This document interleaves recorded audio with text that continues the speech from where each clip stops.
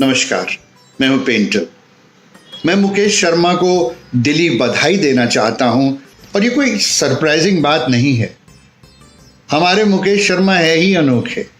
यकीन मानिए, मैं उन्हें 35-40 साल से जानता हूं और जहां जहां उन्होंने काम किया है, चाहे वो चिल्ड्रन फिल्म सोसाइटी हो, फिल्म्स डिवीजन हो या दूरदर्शन हो, अपने अनोखे अंदाज को बरकरार रखा और इसी अनोखे अंदाज की वजह से हर जगह उनका परचम लहराया। इसके साथ साथ एक बात उनमें बहुत खास है और वो ये है कि वो दिलों के सौदागर हैं। जो बात करते हैं दिल से करते हैं, इसीलिए उनकी हर बात जो दिल से निकलती है दिलों को छूती है। तो आइए इस दिलों के सौदागर यानी मिस्टर अनोखा, नहीं ये भी नहीं, यानी मिस्टर मुकेश शर्मा के इस चैनल को देखें और उन्हें और बढ़ावा दें और एनकरेज करें और इंस्पायर करें कि वो आप सबके सामने अपने दिलों की बात कर सकें। Thank you. God bless you. यदा यदा हि धर्मस्य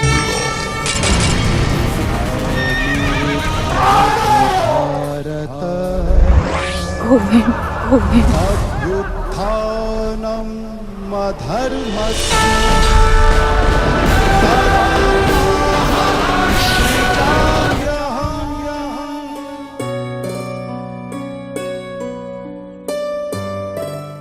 प्रणाम और हार्दिक अभिनंदन। आज सुनते हैं किन्नर शिखंडी की कथा।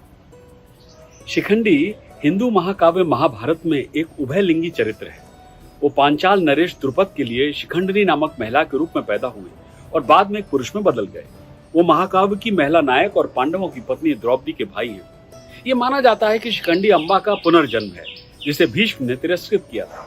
शिखंडी ने अपने बहनोई पांडवों के लिए कुरुक्षेत्र के युद्ध में लड़ाई लड़ी और भीष्म की मृत्यु में महत्वपूर्ण भूमिका निभाई। भीष्म को मारने के अलावा उन्होंने अश्वत्थामा, कृपाचार्य और कृतवर्मा जैसे महान योद्धाओं से भी लड़ाई लड़ी। शिखंडी का पूर्व जन्म अम्बा नाम की महिला के रूप में हुआ था। अम्बा काशी के राजा की सबसे बड़ी पुत्री थी।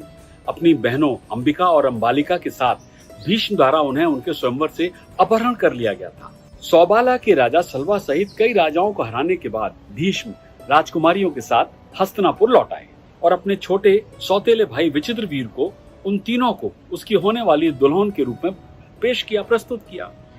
लेकिन विचित्रवीर ने केवल 2 बहनों से शादी की, क्योंकि अम्बा ने भीष्म से कहा कि उसे सलवा के राजा से प्यार हो गया है और वो किसी और से शादी करने के लिए बिल्कुल भी तैयार नहीं है। उसकी ये बात सुनकर भीष्म ने अम्बा को भव्यता के साथ सलवा के पास भेज दिया, लेकिन सलवा ने भीष्म के विरुद्ध लड़ाई हारने की शर्म के कारण अम्बा को ठुकरा दिया।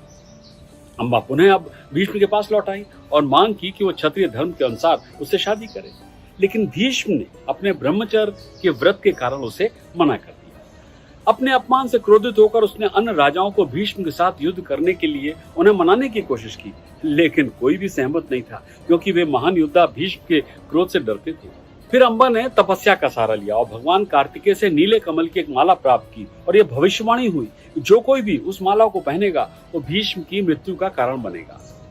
अम्बा फिर राजा द्रुपद के पास पांचाल गई, क्योंकि वो एक शक्तिशाली राजा थे जो अपनी सैन्य शक्ति के लिए जाने जाते थे, लेकिन वे भी भीष्म के विरोध से डरते थे और अम्बा का समर्थन करने के लिए बिल्कुल भी तैयार नहीं हुए। अम्बा ने क्रोध में आकर भगवान कार्तिकेय से प्राप्त नीले कमल की माला को राजा द्रुपद के द्वार पर लटका दिया और दुखी मन से वहां से चली गई। अम्बा ने भीष्म की मृत्यु का वरदान पाने के लिए भगवान शिव की घोर तपस्या की। आखिरकार उसकी तपस्या फलीभूत हुई। भगवान शिव से उसे यह वरदान मिला कि वह भीष्म की मृत्यु का कारण बनेगी। जब भीष्म धर्म के नियमों के खिलाफ लड़ रहे होंगे तब ऐसा होगा। लेकिन बिना सैन्य प्रशिक्षण वाली महिला होने के नाते उसने शिव से पूछा कि वो अपना कार्य कैसे पूरा करेगी। तब भगवान शिव ने कहा कि अम्बा के भविष्य का अवतार वास्तव में भीष्म की मृत्यु का कारण होगा। भगवान शिव के वरदान को चरितार्थ करने के लिए आतुर अम्बा ने अपने आप को मार डाला और फिर अम्बा का जन्म द्रुपद की पुत्री शिखंडिनी के रूप में हुआ था। कहानी के अधिकांश संस्करणों में शिखंडी नर हैं, लेकिन पैदाइशी मादा हैं। जब शिखंडिनी अपना लिंग बदलती है तो वो शिखंडी बन जाती है, लेकिन किन्नर होती है।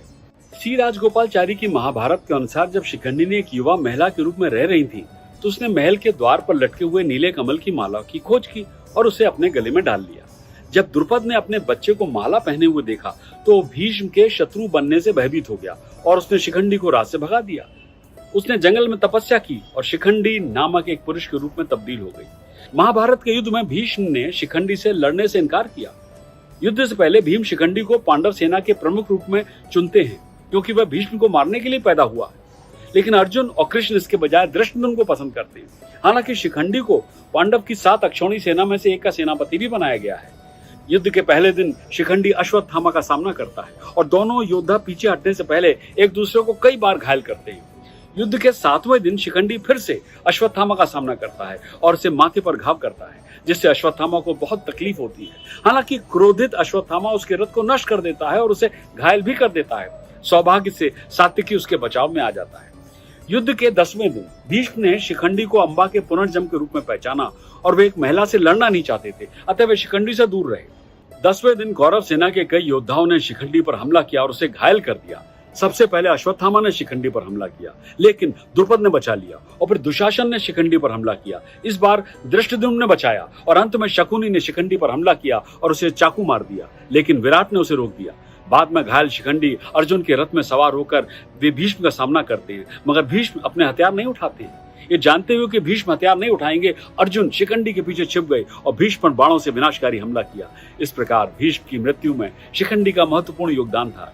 युद्ध के 12वें दिन शिखंडी के इकलौते पुत्र शत्रुदेव के दुर्योधन के पुत्र लक्ष्मण कुमार ने हत्या कर दी। 14वें दिन शिखंडी को कृपाचार्य ने बुरी तरह परास्त कर दिया और 16वें दिन वो घायल हो गया।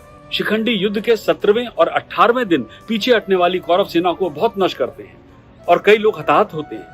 युद्ध के 18वें और अंतिम दिन की पूर्व संध्या पर अश्वत्थामा, कृपाचार्य और कृतवर्मा ने पांडव शिविर पर हमला किया। अश्वत्थामा के साथ तलवार की लड़ाई में शिखंडी मारा जाता है। तो ये थी महाभारत के पात्र शिखंडी की अनसुनी कहानी। सब्सक्राइब कीजिए और साझा कीजिए ऐसी ही और अनकही और अनसुनी कथाओं के लिए।